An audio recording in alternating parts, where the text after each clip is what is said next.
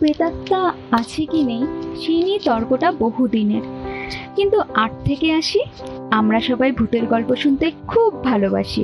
আজকে আপনারা শুনবেন অদ্ভুতের বিশেষ নিবেদন, সুনীল গঙ্গোপাধ্যায়ের লেখা ভয়ঙ্কর প্রতিশোধ। গল্পের সূত্রধার ও গল্প পাঠে আমি শিপ্রা। শুরু করছি আজকের গল্প। কালো চশমা পরা লোকটি দাঁড়িয়েছিলেন হাজরা রোডের মোড়ে। অনেকেই রোদ্দুরের সময় নানা রকম রঙের সানগ্লাস পরে, তাই দীপু প্রথমে কিছু বুঝতে পারেনি। তারপর লোকটির হাতে একটা সাদা রঙের লম্বা লাঠি দেখে দীপু বুঝতে পারল যে লোকটি অন্ধ।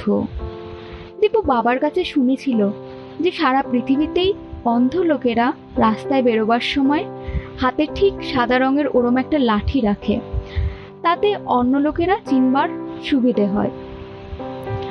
বিকেল ৫টা। এই সময় হাজার রোডে দারুণ ভিড়, অনবরত গাড়ি যাচ্ছে আসছে। দীপুর মনে হলো অন্ধ লোকটি রাস্তা পার হতে পারছে না বলেই দাঁড়িয়ে আছেন। সে কাছে গিয়ে জিজ্ঞাসা করলো, আপনি কি রাস্তার ওপারে যাবেন?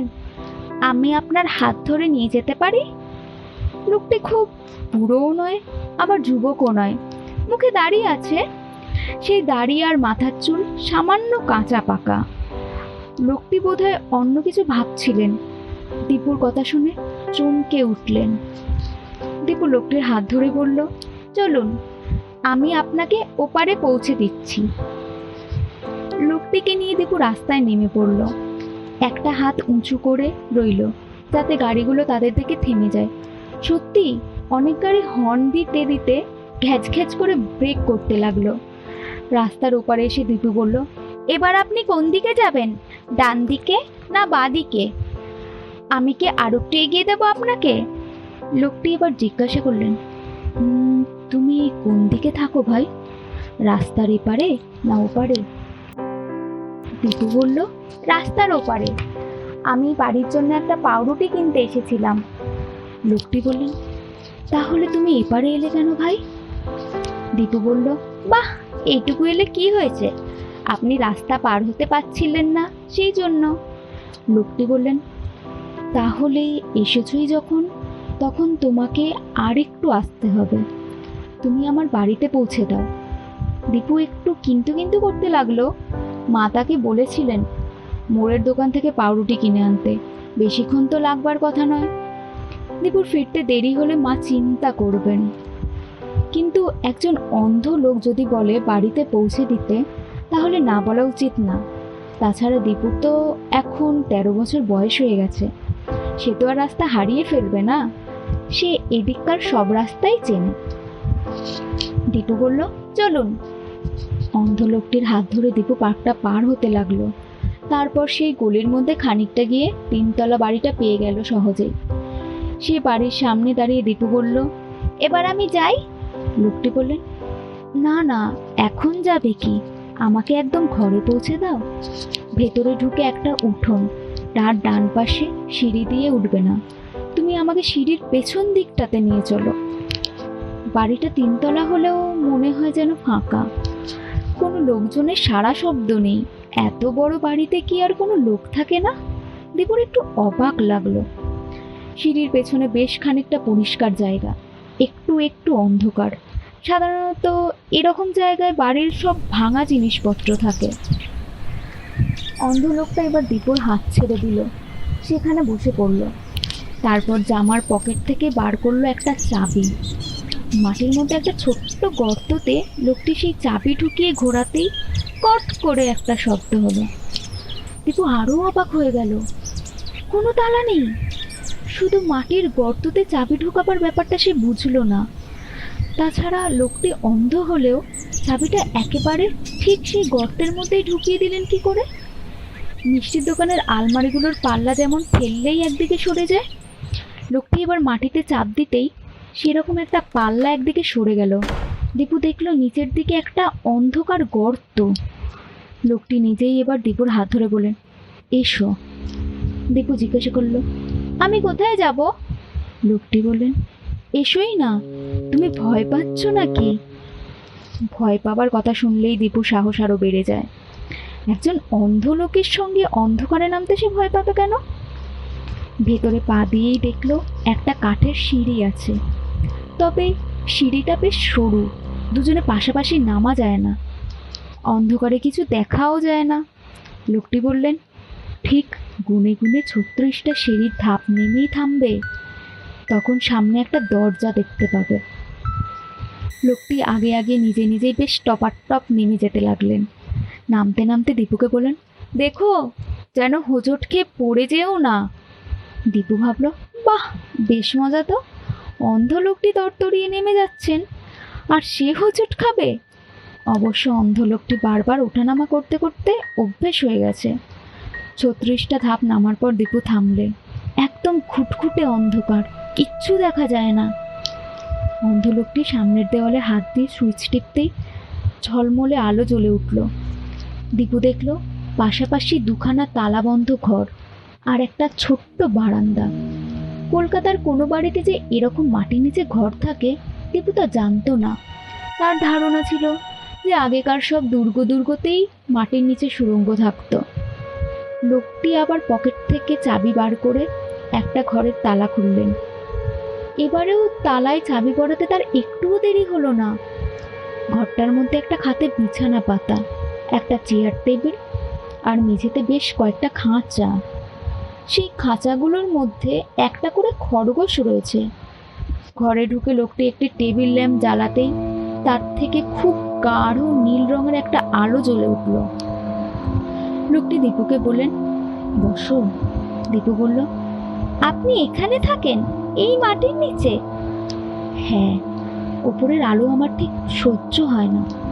আচ্ছা, আপনি তো পৌঁছে গেছেন, এবার আমি বাড়ি যাই? না না, এক্ষুনি বাড়ি যাবে কি? তোমার নামটা তো এখনো জানা হলো না। দীপু নিজের নাম জানালো। লোকটি বললেন, তার নাম পিনাক পানি। এরকম অদ্ভুত নাম দীপু আগে কখনো শোনেনি। হাতে সাদা লাঠিটা দেয়ালে হেলান দিয়ে রেখে লোকটি চোখ থেকে কালো চশমাটা খুলে ফেললেন। লোকটির দু চোখে দুটি ময়দার টেলা লাগানো, অথবা কাঁচ জোড়ার জন্য যে পুটিং লাগায় তাও হতে পারে।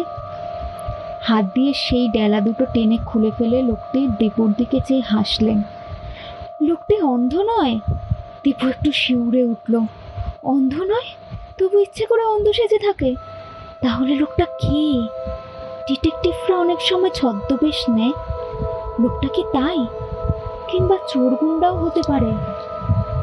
লোকটি বললেন, ভাবছো তো আমি চোর, গুন্ডা কিংবা ডিটেকটিভ কিনা? আমি ওসব কিছুই নই। আমি সাধারণত আমার এই জায়গা ছেড়ে বাইরে যাই না, তবু মাঝে মাঝে দু একবার যেতেই হয়। খোলা হাওয়া ও নিঃশ্বাস নেওয়া তো খুবই দরকার। তখন অন্ধ সেজে না থাকলে আমার খুব অসুবিধা হয়। দীপু ভাবল, এ আবার কি কথা? চোখ থাকতেও কি কেউ অন্ধ সেজে থাকে? অন্ধ হলেই তো বেশি অসুবিধে হবে। লোকটি বললেন, এই নীল আলো ছাড়া অন্য কোনো আলো আমার সহ্য হয় না। তাছাড়া আরও গন্ডগোল হয়।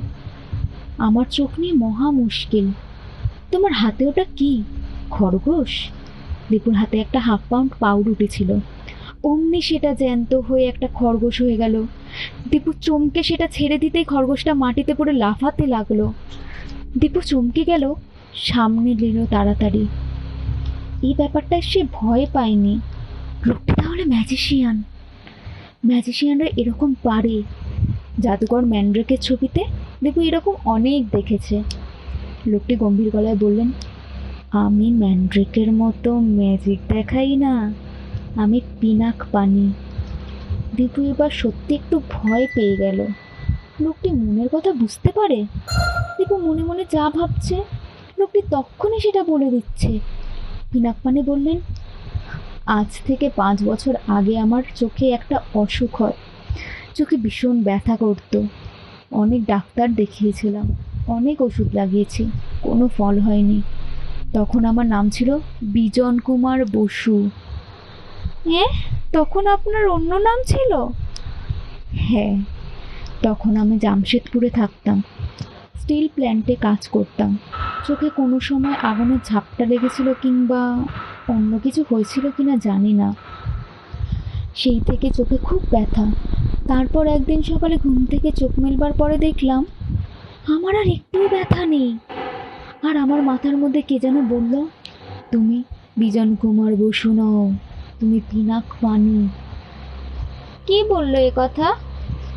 তা তো জানি না, আমার মাথার মধ্যে কেউ যেন ফিস ফিস করে বলে উঠল। আমি তো প্রথমে অবাক, কিন্তু মাথার মধ্যে অনবরত ওই কথাটা শুনতে পেলাম। তখন আমি জিজ্ঞেস করলাম, কে পিনাক পানি? তার কোনো উত্তর পেলাম না তখন। দীপু মাটির দিকে তাকিয়ে দেখলো তার হাতের পাউরুটিটা তখনও খরগোশ হয়ে লাফাচ্ছে। দীপুর কাছে আর পয়সা নেই, মা তাকে পাউরুটি কিনে আনতে বলেছিলেন। পাউরুটির বদলে খরগোশ নিয়ে গেলে কি মা খুশি হবেন? পিনাক পানি অন্য দীপুর মনের কথা বুঝে নিয়ে বললেন, তোমার কোনো চিন্তা নেই, তুমি পাউরুটি নিয়েই বাড়িতে ফিরবে। দীপু একটু কেঁপে উঠল। কেউ এমনভাবে মনের কথা বুঝে ফেলে দারুণ অস্বস্তি হয়। পিনাক পানি আবার বললেন, তোমাকে এসব কথা বলছি কেন জানো? আমি তো এতদিন রাস্তা দিয়ে ঘুরি অন্ধ সেজে, কিন্তু এর আগে কেউ একজনও আমায় রাস্তা পার করে দিতে চায়নি। কলকাতা শহরের মানুষের মনে দয়া মায়া নেই, তুমিই প্রথম দিলে। অবশ্য আমার কোনো দরকার হয় না, আমি কিচ্ছু না দেখেও হাঁটতে পারি। একদিন একটা গাড়ি আমায় চাপা দিয়েছিল, কিন্তু আমি মরিনি। দীপু বলল, এবার আমাকে বাড়ি যেতেই হবে, নইলে মা ভীষণ চিন্তা করবেন। পিনাক পানি বললেন, তুমি ভাবছো আমি ভূত, তাই না? গাড়ি চাপা পড়ার পরে মরে ভূত হয়ে গেছি। সত্যি আমি মরিনি, তুমি আমার হাতে চিমটি কেটে দেখো। পিনাক পানি নিজের একটা হাত বাড়িয়ে দিলেন দীপুর কোলের কাছে। সত্যি মানুষের মতন হাত। তাছাড়া দীপু তো ওর হাত ধরে রাস্তা দিয়ে এনেছে। পিনাক পানি বললেন, আমি ইচ্ছে না করলে তুমি এই ঘর থেকে যেতে পারবে না, সেই জন্য চুপটি করে বসে আমার কথা শোনো। হ্যাঁ, সেই জামশেদপুরের কথা বলছিলাম। আমার বউ, ছেলে মেয়ে সব ছিল। আমার চোখ ভালো হয়ে যাবার আনন্দ, সেই কথাটা সবাইকে বলতে গেলাম, কিন্তু আমার মুখ দিয়ে একটাও কথা বেরোলো না। শুধু গো গো শব্দ করতে লাগলাম। সবাই তখন ভাবলো আমি পাগল হয়ে গেছি। দীপু আবার চোখ গোল গোল করতে পিনাক পানি বললেন, আমি কিন্তু সত্যিই পাগল হইনি, সে ব্যাপারে তোমার ভয়ের কিছু নেই। তবে এ কথা ঠিক, আমি এক জীবনে দুজন মানুষ হয়ে গেছি। আগে ছিলাম বিজন কুমার বসু, এখন পিনাক পানি। জামশেদপুরে আমার বাড়ির লোক আমাকে জোর করে পাগলা গারদে দেবার চেষ্টা করতেই আমি বাড়ি থেকে পালালাম।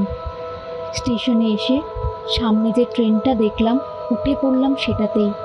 তখন আমার মাথায় ফিসফিস করে কে যেন বলল, কলকাতায় চলে যাও, হাজরা পার্কের পেছনে একটা গলি, সেখানে হলদে রঙের 3 তলা বাড়ি, সেই বাড়ি তোমার।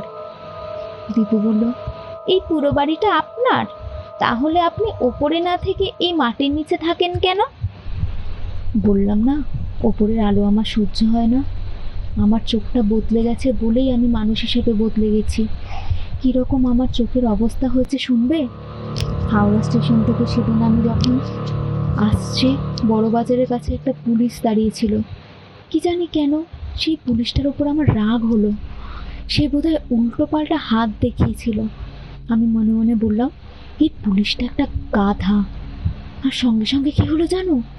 পুলিশটা তখনই একটা গাধা হয়ে গেল। সত্যি সত্যি, আর কেউ বুঝতেও পারলো না। সবাই ভাবলো পুলিশটা কোথায় চলে গেছে, আর সেখানে একটা গাধা ঘুরে বেড়াচ্ছে। কিন্তু আমি তো সেই দিকেই তাকিয়েছিলাম। আমি সঙ্গে সঙ্গে আমার চোখ চেপে ধরলাম। ওহ, সেদিন কি ভয় পেয়েছিলাম! কথা বলতে বলতে পিনাক পানি নিজেও চোখে হাত চাপা দিয়ে ফেললেন। তারপর একটু বাদে হাত দুটো আবার সরিয়ে নিতেই দেখা গেল তার চোখ দিয়ে জল পড়ছে। জল মুছে নিয়ে তিনি বললেন, এটা একটা অভিশাপ, বুঝলে দীপু? এটা দারুণ অভিশাপ। রাস্তাঘাটে এই জন্যেই আমি অন্ধ সেজে যাই। কোনো মানুষের উপর যদি আমার হঠাৎ রাগ হয়, তবে তার দিকে তাকিয়ে গরু, গাধা, ছাগল যাই বলি সে সেই রকম হয়ে যায়। খরগোশটা দীপুর পায়ের আঙুলে কুটুস করে কামড়ে দিল। দীপুর পায়ে চটি পড়া, আঙুলগুলো বেরিয়ে আছে, আর সেই আঙুলগুলোকে বোধহয় কোনো খাবার ভেবে খরগোশটা কামড়াচ্ছে। দীপু খরগোশটাকে একটা লাথি কষালো। সত্যি খুব আশ্চর্য ব্যাপার, যেটা একটু আগে ছিল একটা পাউরুটি, সেটা এখন খরগোশ হয়ে গিয়ে রীতিমতো কামড়াচ্ছে। তার মানে এটা ম্যাজিকের খরগোশ নয়। পিনাকপানি খরগোশটার দিকে এক দৃষ্টে তাকিয়ে রইলেন, তারপর একটা দীর্ঘশ্বাস ফেলে বলেন, এই একটা জায়গায় আমি হেরে যাই। আমি একটা পাউরুটিকে খরগোশ বানাতে পারি, কিন্তু সেই খরগোশটাকে আর পাউরুটি অবস্থায় ফিরিয়ে নিয়ে যেতে পারি না। বাইরের খরগোশটাকে ঘুরে বেড়াতে দেখে খাঁচার খরগোশগুলো লাফালাফি করছে।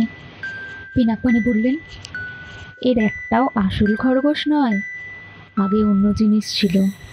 এগুলোকে রেখে দিয়েছে কেন জানো তো? রোজ চেষ্টা করে দেখি ওদের আবার আগের অবস্থায় ফিরিয়ে আনা যায় কিনা। কিন্তু কিন্তু আমি এক জিনিসকে দুবার পাল্টাতে পারি না। এসো, তোমাকে পাশের ঘরটা দেখাই। পিনাকপানি বেরিয়ে গিয়ে পাশের ঘরের তালাটা খুললেন।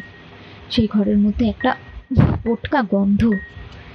সেখানেও একটা নীল আলো জ্বালাবার পর দীপু দেখল সেই ঘরেও কয়েকটা খাঁচা রয়েছে, মোট 5টা খাঁচা। তার মধ্যে দুটোতে দুটো ছাগল, একটাতে একটা বাঁদর, একটাতে একটা বিড়াল, আর একটাতে একটা হরিণের বাচ্চা।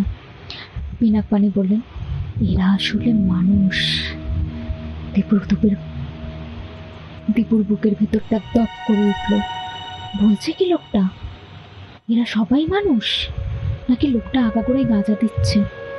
কিন্তু দীপুর হাতের পাউরুটিটাকে খরগোশ হয়ে যেতে তো দীপু নিজেই দেখেছে।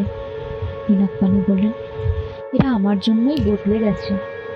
ওই হরিণ ছানাটা আর বিড়ালটা আসলে দুটো মেয়ে, আর ছাগল দুটো আর বাঁদর 3টে ছেলে। ওদের এখানে রেখে দিয়েছি কেন? বাইরের কেউ ওদের মেরে ফেলতে পারে। আমি ওদের যদি আবার মানুষ করে দিতে পারি, কিন্তু এখনো পারছি না। দীপু ভাবলো, ওরে বাস রে, লোকটা যদি তাকেও ছাগল কিংবা বাঁদর করে দেয়, তাহলে সে আর কোনোদিনও বাবা মার কাছে ফিরতে পারবে না। পিনাকপানি সঙ্গে সঙ্গে বললেন, না না, তোমাকে অন্য কিছু করে দেবো কেন? তোমার ওপর কি আমি রাগ করতে পারি? তুমি যে অন্ধ ভেবে আমাকে রাস্তা পার করে দিয়েছো, কই আর তো কেউ কখনো করে দেয়নি। দীপু বলল, আমি তাহলে এবার ওই বাড়ি যাই।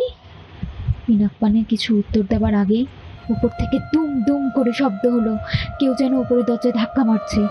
পিনাকপানি তত্তর করে উপরে উঠে গেলেন সিঁড়ি দিয়ে। একটু বাদেই ফিরে এলেন হাতে দুটো টিফিন ক্যারিয়ার নিয়ে। তিনি বললেন, আমার আর এই ছেলে মেয়েদের খাবার। একজন চাকর রেখেছি, সে দুবেলা খাবার দিয়ে যায়। তুমি কিছু খাবে? দীপু সঙ্গে সঙ্গে বলে উঠল, না না না না। বাড়ি ফেরার জন্য এত ব্যস্ত হয়েছো কেন? একদিন না হয় একটু দেরি করেই ফিরলে। তোমাকে আমার আরেকটু উপকার করতে হবে। আমি আবার কি উপকার করব? বলছি, তোমার সাহস আছে?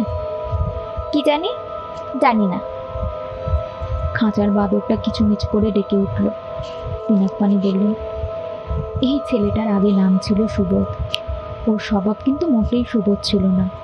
হাজরা পার্কে গুন্ডামি করে বেড়াতো আর খুব জ্বালাতন করতো লোকজনদের। একদিন কোনো কারণ নেই আমি হাজরা পার্কের মধ্য দিয়ে যাচ্ছি, ওই ছেলেটা দৌড়ে এসে আমায় পায়ে একটা ল্যাং মারলো। আমি পড়ে গেলাম।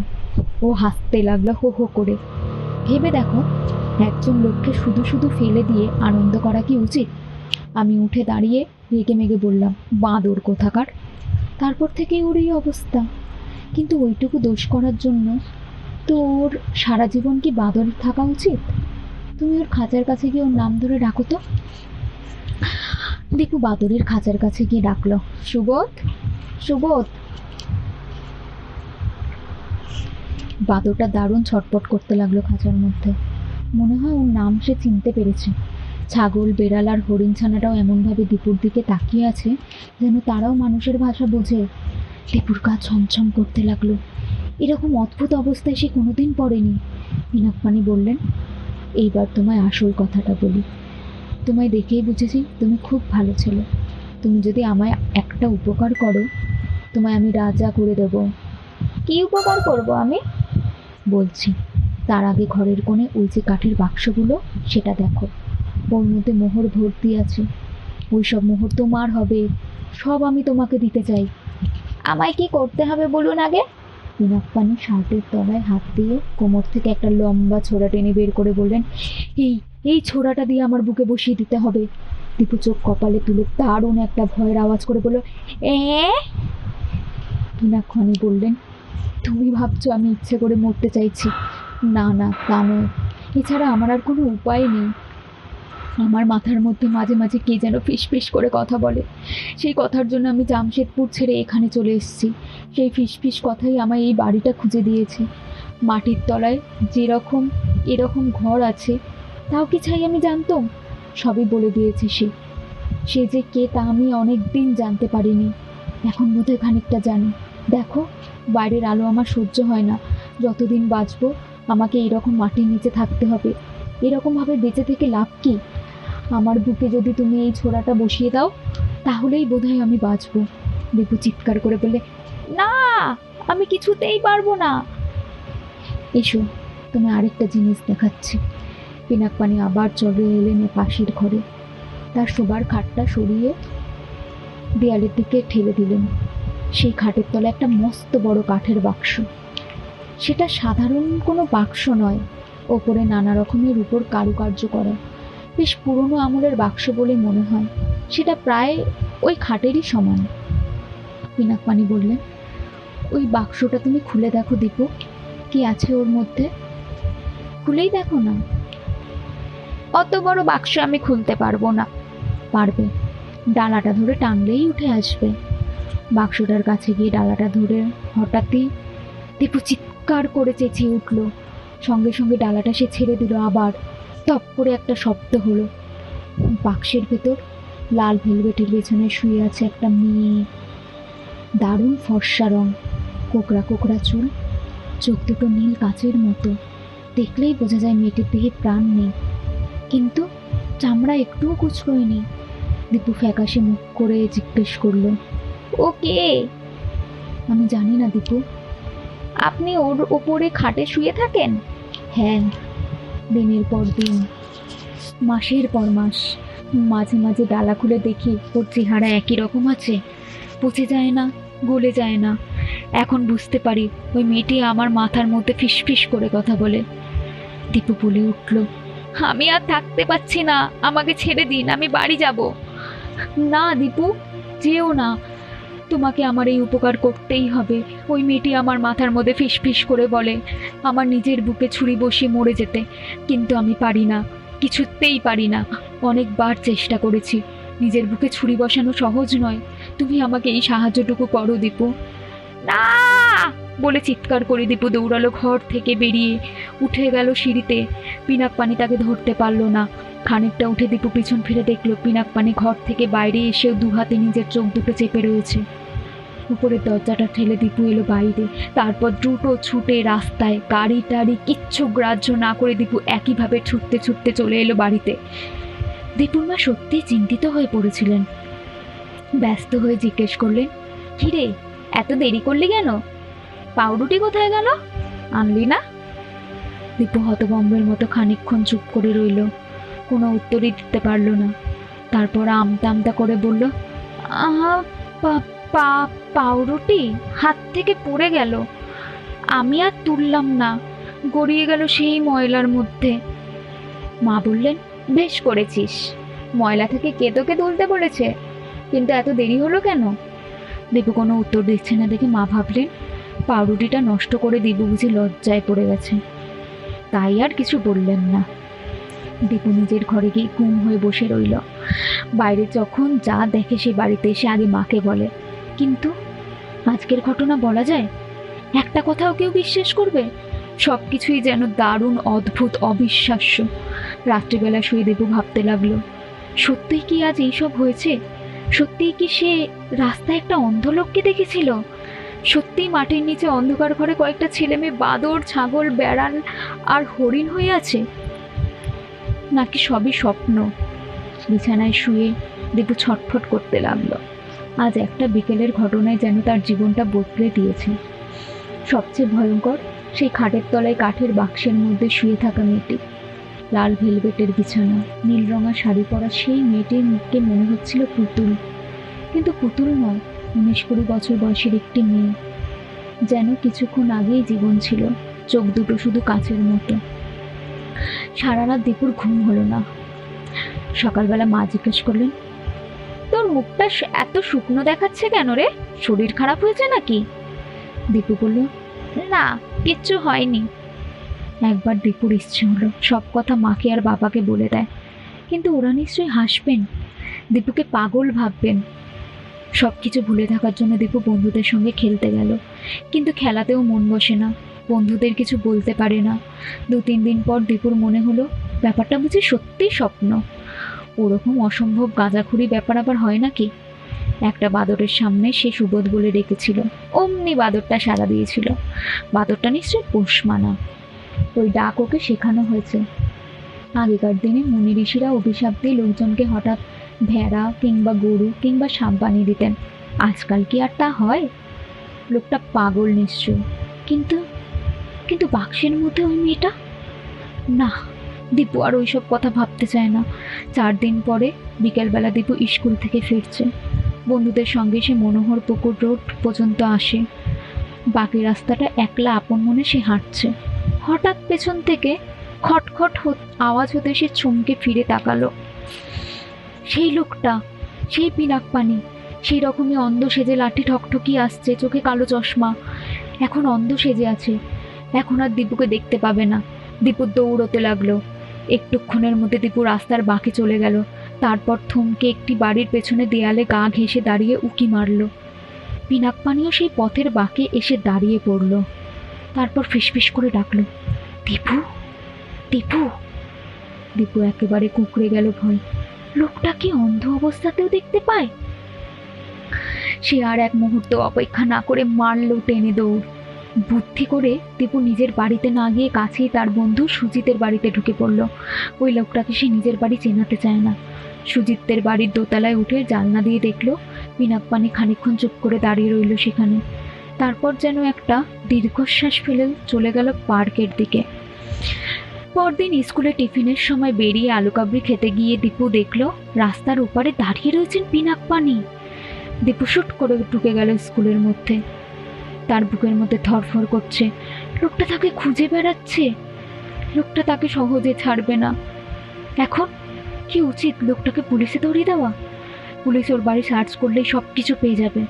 এই কথা ভাবতে ভাবতে দীপুর শরীরে কাঁপুনি ধরে গেল। পিনাকপানি মনের কথা বুঝতে পারেন। দীপু ওকে পুলিশে ধরিয়ে দেওয়ার কথা ভাবছে।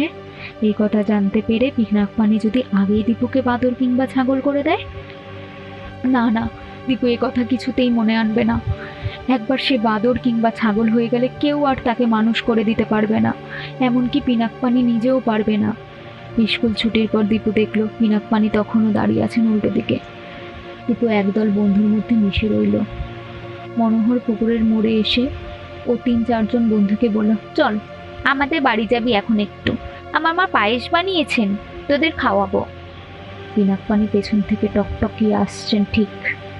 দীপু বন্ধুদের সঙ্গে বাড়িতে ঢুকে গেল। পিনাকপানি রাস্তার উপর খানিকক্ষণ দাঁড়িয়ে থেকে আবার দীর্ঘশ্বাস ফেলে চলে গেলেন। সেদিন রাত্রির বেলা খেতে বসে দীপু বাবাকে বলল, বাবা, আমি কয়েকদিনের জন্য চন্দননগরে যাব, ছোট মাসির বাড়িতে। বাবা বললেন, হঠাৎ এখন চন্দননগর যাবি কেন? তুমি যে আমাকে নিয়ে যাবে বলেছিলে। ছুটি পড়ুক, এখন স্কুল খোলা, এখন যাবি কি করে? আজ তো শুক্রবার, কালকের দিনটি যদি ছুটি নেই তাহলে শনি আর রবি 2 দিন অন্তত চন্দননগরে কাটিয়ে আসতে পারি। দীপু মনে মনে ভেবে রেখেছে, একবার চন্দননগরে গিয়ে পড়লে সে আর 12 দিনের মধ্যে ফিরবে না। ছোট মাসিকে বলবে যাতে তিনি জোর করে তাকে আটকে রেখে দেন। ছোট মাসির সঙ্গে তার খুব ভাব।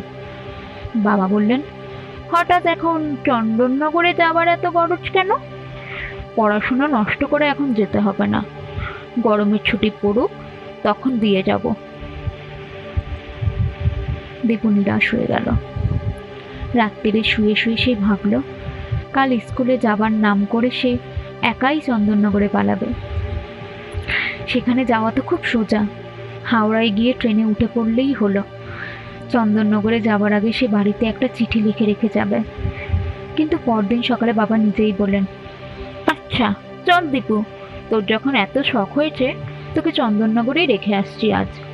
ওখানে গিয়ে পড়াশোনা করতে হবে, কিন্তু ফাঁকে দিলে চলবে না। বাবার প্রতি খুবই কৃতজ্ঞ হলো দীপু। সে যে কোনো উপায়ে কিছুদিনের জন্য এই বাড়ি ছেড়ে চলে যেতে চাইছিল। রাস্তায় বেরোলেই সেই অন্ধ লোকটিকে দেখতে হবে, একথা ভাবলেই তার বুক ধড়ফড় করে। চন্দননগরে ঠিক 11 দিন থেকে এলো দীপু। আর এই কটা দিন তার দারুণ আনন্দে কাটলো। ছোট মাসির বাড়ির পেছনে রয়েছে একটা বাগান আর পুকুর, সেখানেই সারাদিন কেটে যায়। এই সুযোগে তার সাঁতারটা শেখা হয়ে গেল। পিনাক পানির কথা মনে পড়লেই সে মন থেকে তাড়িয়ে দেয়, না, এই লোকটির কথা সে আর কিছুতেই ভাববে না। 11 দিন পর বাবা এসে জোর করে নিয়ে গেলেন দীপুকে। এর আগে সে কখনো একটানা এতদিন স্কুলে ফাঁকি দেয়নি। পরদিন স্কুলে যাবার সময় সে ভয়ে ভয়ে এদিক ওদিক চাইতে লাগলো, না, পিনাক পানিকে কোথাও দেখা গেল না। টিফিনের সময়ও না, ছুটির সময়ও না। যাক, পিনাক পানি নিশ্চয়ই তাহলে ভুলে গেছেন দীপুকে। পরপর 4 দিন দীপু রাস্তা দিয়ে ঘোরাফেরা করলো খুব নিশ্চিন্তভাবে। পিনাক পানির কোনো চিহ্নই নেই কোথাও। তার মনে হলো আর কোনো দিন দেখা হবে না পিনাক পানির সঙ্গে। বাবা, পৃথিবীতে এত অদ্ভুত মানুষও থাকে। শুধু বারবার দীপুর মনে পড়ে সেই খাঁচায় বন্দি ছাগল, বাদর, বেড়াল আর হরিণ শিশুটির কথা। ওরা যদি মানুষ হয় সত্যি, তাহলে সারা জীবন ওরা ওই রকম হয়েই থাকবে। ইস, ওদের বাবা মায়েরা নিশ্চয়ই কত চিন্তা করে। খবরের কাগজে যে প্রায় ছেলে মেয়েদের নিরুদ্দেশের খবর থাকে, হয়তো সেই সব ছেলে মেয়েদের মধ্যেই কয়েকজন ওই মাটির নিচে ঘরে বন্দি হয়ে আছে জন্তু হয়ে। এক বন্ধুর জন্মদিন ছিল শনিবার, সেখানে নেমন্তন্ন খেয়ে ফিরছে দীপু। এমন সময় লোডশেডিং হয়ে গেল। সমস্ত রাস্তা ঘুরঘুরতি অন্ধকার। সাবধানে পা টিপে টিপে হাঁটছে। এমন সময় হঠাৎ কে যেন তার কাঁধে হাত দিল, তারপরে ফিসফিস করে ডাকলো, দীপু, দীপু।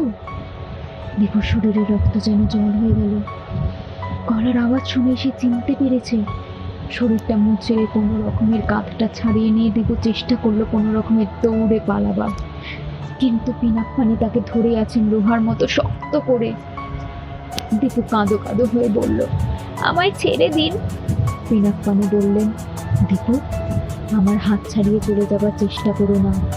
আমি কি ইচ্ছা করলে তোমায় ধরতে পারতাম না? আমি এক্ষুনি তোমাকে একটা বিড়াল বা টিয়া পাখি করে দিতে পারি, কিন্তু তা তো করিনি দীপু। আমি তোমাকে পছন্দ করি বলেই তোমার কোনো ক্ষতি করতে চাই না। তুমি আমার সঙ্গে চলো। দীপু বলল, আমাকে এক্ষুনি বাড়িতে ফিরতে হবে। আমার ভীষণ কাজ আছে, আমার ভীষণ কাজ আছে। তুমি ভয় পাচ্ছ? বললাম যে তোমার ভয় নেই। দীপু একবার ভাবলেও চেঁচিয়ে উঠবে। রাস্তায় অনেক লোক আছে, অন্ধকার হলেও লোকেরা এসে তাকে নিশ্চয়ই ছাড়িয়ে নেবে। পিনাক পানি বললেন, চেঁচিয়ে লাভ নেই দীপু। আমার চোখ আজ খোলা, পকেটে টর্চ আছে। ইচ্ছে করলেই একবার তোমার উপর টর্চ ফেলে তোমাকে একটা বিড়াল বানিয়ে কোলে করে নিয়ে যেতে পারি। রাস্তার লোকে কিছু বুঝতেও পারবে না। দীপু বলল, আমার কাঁধে লাগছে। পিনাক পানি বললেন, আমায় রাগিয়ে দিও না দীপু, রাগিয়ে দিও না। একবার কিচ্ছু হয়ে গেলে আর যে ফেরাতে পারবো না। দীপু সঙ্গে সঙ্গে বলল, না না, আমি যাচ্ছি, চলুন। দীপুর কাজ ছেড়ে দিয়ে একটা হাত চেপে ধরে পিনাক পানি সেই অন্ধকারের মধ্যেই গট গট করে হাঁটতে লাগলো। আগের দিন দীপু ওর হাত ধরে রাস্তা পার করে দিয়েছিল। আজ পিনাক পানি দীপুকে নিয়ে গেলেন রাস্তার উপরে। অন্ধকারের মধ্যে পিনাক পানির হাঁটতে কোনো অসুবিধাই হলো না। জলের মধ্যে যেমন মাছ স্বাভাবিক, সেই রকম পিনাক পানিও যেন অন্ধকারেরই প্রাণী। হাজরা পার্ক পার হয়ে গড়ির মধ্যে এসে পিনাক পানি সেই বাড়িটাতে ঢুকলেন। সিঁড়ির নিচে মেঝের সঙ্গে আটকানো দরজার পাল্লাটা খোলাই ছিল। সেখান দিয়ে তত্তর করে নেমে ওরা চলে এলো নিচে। পিনাক পানি ঘরের মধ্যে ঢুকে নিয়ে আলোটা জ্বাললেন। বাইরে লোডশেডিং থাকলেও এখানে ঠিকই আলো জ্বলছিল। বোধহয় এখানে অন্যরকম ব্যবস্থা আছে। পিনাক পানি একটা চমৎকার ছোট কাঠের বাক্স দীপুর হাতে দিয়ে বললেন, এটা তোমাকে দেবো বলেই খুঁজছিলাম, তুমি এটা নাও। দীপু বাক্সটা হাতে করে নিয়ে চুপ করে দাঁড়িয়ে রইল। খুলে দেখো। দীপু বাক্সটা খুলল। মনে হলো ভেতরে যেন অনেকগুলো পেতলের গোল গোল চাকতি রয়েছে। ওগুলো কি জানো? না। ওগুলো সোনার মোহর। একটা মোহরের দাম অনেক। এসব মোহর এখন তোমার। এই মোহরগুলি মাটির তলায় ওই ঘরের মধ্যে ছিল। এগুলো কার আমি জানি না, আমার তো আর কোনো কাজে লাগবে না, আমি আর বাঁচবো না। দীপুর কোমর শুকিয়ে গেছে, এতগুলো মোহর পেয়ে সে কি করবে বুঝতে পারছে না। এগুলো নেওয়া কি উচিত? পিনাকপানি সঙ্গে সঙ্গে দীপুর মনের কথা বুঝতে পেরে বললেন, এগুলো আমি তোমাকে উপহার দিয়েছি দীপু। তুমি একদিন আমায় রাস্তা পার করে দিয়েছিলে, আর কেউ কোনোদিন দেয়নি। কিন্তু আপনাকে তো পার করে দেবার দরকার ছিল না, আপনি নিজেই তো পার হতে পারেন। তুমি তো সেসব জানতে না, তুমি তো সত্যিকারের একজন অন্ধ লোক ভেবেই রাস্তা পার করে দিতে চেয়েছিলে। তাতেই বুঝেছি তোমার মনটা খুব ভালো। দীপুর বারবার খাটের তলাটার দিকে চাইছে বলে পিনাকপানি বললেন, তুমি ভাবছো এখনো সেই মেয়েটি ওখানে আছে কি না? হ্যাঁ আছে, ওই মেয়েটাই তো আমায় পাগল করে দিচ্ছে, তুমি দেখবে? দীপু বলল, না না, দেখতে চাই না। পিনাকপানি শুনলেন না, খাটটা সরিয়ে ফেললেন। তারপর নিজেই বাক্সের ডালাটা খুলে চিৎকার করে বললেন, কেন কেন তুমি আমাকে মারতে চাও? দীপু দেখলেন মেয়েটির ঠিক সেই একই রকম চেহারা রয়েছে, খুব তাজা, চোখ দুটো খোলা, সেই নীল কাঁচের মতো। পিনাকপানি দেয়ালে হেলান দিয়ে বললেন, আগে আমি পাগল ছিলাম না দীপু, আগে আমি ছিলাম জামশেদপুরের বিজন বসু। চাকরি বাকরি করতাম, বউ ছেলে মেয়ে ছিল। হঠাৎ একদিন আমি পিনাকপানি হয়ে গেলাম। আমার মাথার মধ্যে কেউ ফিস ফিস করে কথা বলে, এই মেয়েটাই বলে। আমি বুঝতে পেরেছি, আগে ফিস ফিস করে নানা রকম কথা বলতো, এখন শুধু একটা কথা বলে, আমাকে মরতে বলে। দিদি বলল, আপনি এখান থেকে পালিয়ে যেতে পারেন না? কোথায় যাব? অনেক দূরে, এই মোহরগুলো আপনি নিন। তা হয় না দেখুন, আমি জানি কোথাও গিয়েও আমি বাঁচতে পারবো না। আমার চোখটা যে বদলে গেছে, পৃথিবীর আলো আমি সহ্য করতে পারি না। মাঝে মাঝে অন্ধ সেজে চোখ বন্ধ করে যায়। আগে তবু একটু একটু খুলতে পারতাম, এখন আর দিনের আলোতে কিছু চাইতে পারি না। ভীষণ ভীষণ জ্বালা করে চোখে। তাহলে অন্ধ সেজেই থাকবেন? কত লোক তো এমনিতেই অন্ধ, তবু তো তারা ভালোভাবেই বেঁচে থাকে। আমি তা পারবো না, মাথার মধ্যে সবসময় ফিস ফিস আওয়াজ, যেখানেই যাই ওই আওয়াজ আমাকে ছাড়বে না। হয় আমাকে পাগল করে দেবে, কিংবা এখানে টেনে আনবে। তুমি চন্দননগরে গিয়েছিলে, সেখানেও আমি তোমার খোঁজে গেলাম। আমি চন্দননগরে গিয়েছিলাম, তাও আপনি জেনে ফেলেছিলেন? হ্যাঁ, এই ক্ষমতাও আমার নতুন হয়েছে। আমি একবার যাকে দেখি তার মনের সব কথা ছবির মতো দেখতে পাই। চন্দননগরে একটা হোটেলে ভাড়া নিয়েছিলাম, কিন্তু সেখানেও থাকতে পারলাম না রাত্রিরে। মাথার মধ্যে ফিস ফিস আওয়াজ বারবার বলতে লাগলো, ফিরে এসো ফিরে এসো। ঠিক যেন চুম্বকের টানে ফিরে এলাম। কোমর থেকে সেই বড় ছোড়াটা বার করে পিনাকপানি বললেন, এই আওয়াজটা রোজ আমাকে বলছে এই ছোড়াটা দিয়ে আত্মহত্যা করতে। আমি এই ছোড়াটা হাজরা পার্কে মাটি খুঁড়ে পুঁতে এসেছিলাম, নিজের কাছে রাখতে চাইনি, কিন্তু কিন্তু মাঝ রাত্রিরে নিজেই আবার সেটাকে তুলে নিয়ে এলাম। পারলাম না, বুঝলে দীপু, পারলাম না। দীপুর দম বন্ধ হয়ে আসছে।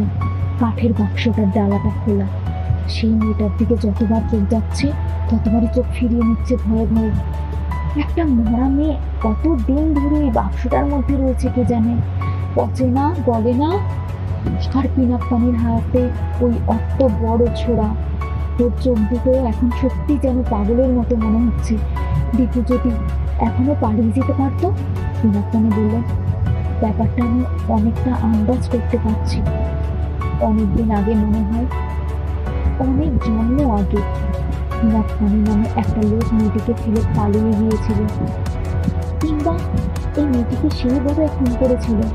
তারপর পিনাকপানি অন্য কোথাও গিয়ে মরে যায়। এদের দুজনের আত্মাই মুক্তি পায়নি। এই পৃথিবীতে এরা একজন আরেকজনকে তাড়া করে ফিরছে। তারপর সেই পিনাকপানি বোধহয় অর্থাৎ বিজন বসুর শরীরের মধ্যে ঢুকে পড়েছে। দিদি বলল, আমি কি এবার যাবো? না দিদি, তোমার সাহায্য যে আমার খুব দরকার। আপনি আমাকে দয়া করুন, আমাকে ছেড়ে দিন, আমি কিছুতেই পারবো না। আমি নিজেও পারছি না দেখো, মরতে আমাকে হবেই, কিন্তু কিন্তু নিজেকে নিজের বুকে ছোড়া বসানো যায় না। অনেকবার চেষ্টা করেও পারিনি। আমি পারবো না, কিছুতেই পারবো না। দীপু আমাকে সাহায্য করো। কেউ তো এখানে দেখবে না, কেউ এখানে আমাদের খুঁজেও পাবে না। তারপর তুমি পালিয়ে যাও। উপরের দরজাটা বন্ধ করে দিলে কেউ আর কোনোদিন আমাদের খুঁজে পাবে না। না, আমি পারবো না এই কাজ করতে। তুমি এক কাজ করো দীপু, শুধু একটা কাজ। না না, আমার পাপ হবে। হবে না, তোমার পাপ হবে না, সব পাপ আমার। পিনাকপানি দীপুকে জোর করে টেনে এনে একটা দেওয়ালের সামনে দাঁড় করিয়ে দিলেন। তারপর ছোড়াটা দীপুর হাতে তুলে দিয়ে বললেন, তোমাকে আর কিছু করতে হবে না, তুমি শুধু শক্ত হয়ে দাঁড়িয়ে থেকো। দীপু কিছু বোঝবার আগেই পিনাকপানি দীপুর হাতের ছোড়াটা ওপর ফুল দিয়ে ঝাঁপিয়ে পড়লেন। ছোড়াটা ওর বুকে সম্পূর্ণ গেঁথে গেল। পিনাকপানি একটু শব্দ করলেন না। সেই রকম ছোড়া বেঁধা অবস্থাতে কোনো রকমে সোজা হয়ে দাঁড়ালো। তারপর হাঁপাতে হাঁপাতে বললেন, এবার তোমার ছুটি দিতে, তুমি যাও, এবার তোমার ছুটি, আমারও ছুটি। তারপর পেছন ঘুরে উল্টে উল্টে এক পা করে সেই কাঠের বাক্সটার দিকে এগিয়ে যেতে যেতে বললেন, এইবার আমি এসেছি, আমি এসেছি। রক্ত মাখা মুখে পিনাকপানি ঝাঁপিয়ে পেলেন সেই মেলার মেয়েটির উপর। এমনি মেয়েটি উঠে বসে বিকট গলায় করে হেসে উঠল। দীপু আর সহ্য করতে পারল না, চুপ করে সেখানেই পড়ে গেল অজ্ঞান হয়ে। কতক্ষণ যে সে ওইভাবে অজ্ঞান হয়েছিল দীপু জানে না। তার জ্ঞান ফিরল কয়েকটি ছেলেমেয়ের চিৎকারে। কোথায় যেন কারা খুব ভয় পেয়ে কাকে ডাকছে। দীপু চোখ মিলে দেখলো পিনাকপানি মেঝেতে পড়ে আছে মাটিতে, কিন্তু কাঠের বাক্সের মধ্যে সেই মেয়েটি নেই, সে ঘরের মধ্যে কোথাও নেই। দীপু কোনো ক্রমে উঠেই দৌড়াতে লাগলো। দীপু কোনো ক্রমে উঠেই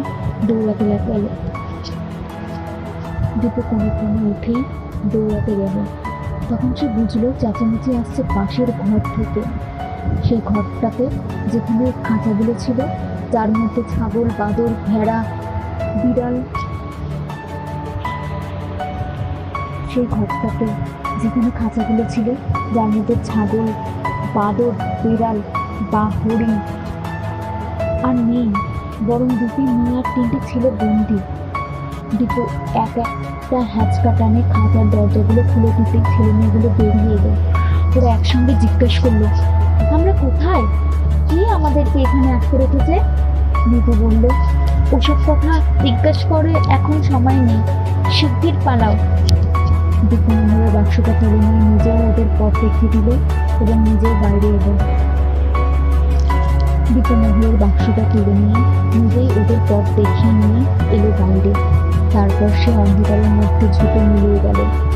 মহলের বাক্সটা দেখে খুব গোপনে লুকিয়ে রেখেছে। আজও কোনো কথা সে বাবা মাকে বলেনি। অন্তত 4-5 বছর কেটে না গেলে সে কারোকে কিছু জানাতে চায় না। কাঠের বাক্স সে মেয়েটা যে কোথায় গেল কিন্তু এখনো তা জানে না।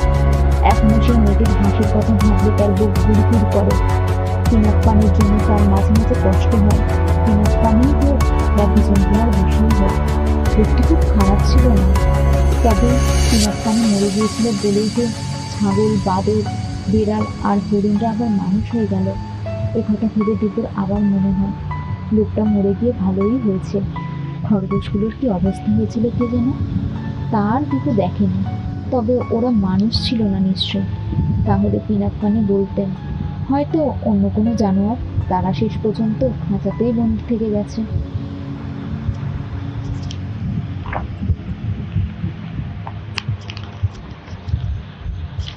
আপনারা শুনলেন আজকের গল্প ভয়ঙ্কর প্রতিশোধ। ভালো লেগে থাকলে লাইক, কমেন্ট করুন এবং আরও গল্প শোনার জন্য চ্যানেলটি সাবস্ক্রাইব করুন। ধন্যবাদ।